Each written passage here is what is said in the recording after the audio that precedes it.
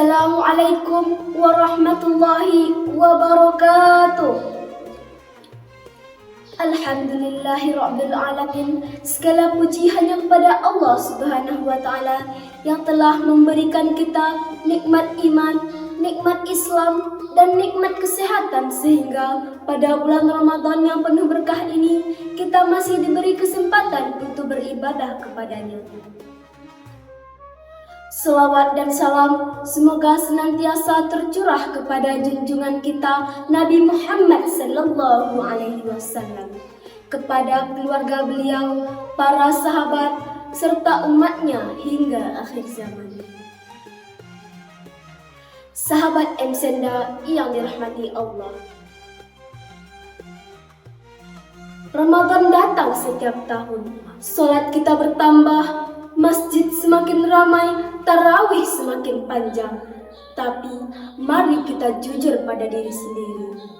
Apakah dengan bertambahnya salat kita juga diikuti dengan berubahnya akhlak kita? Atau jangan-jangan salat kita hanya berhenti pada gerakan? Di bulan Ramadan ini, salat adalah ibadah yang paling sering kita lakukan. 5 waktu salat berjamaah ditambah dengan salat sunnah tarawih, witir, dan qiyamul lail.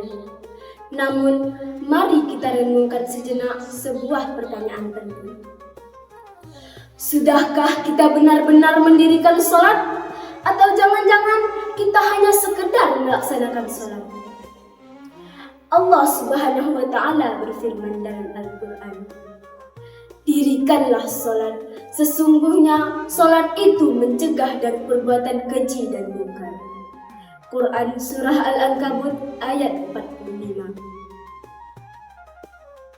Ayat ini tidak mengatakan laksanakanlah salat, tetapi dirikanlah salat.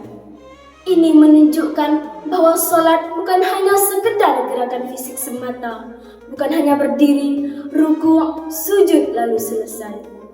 Salat yang kita dirikan adalah salat yang hidup, salat yang menghadirkan hati, dan salat yang membentuk akhlak.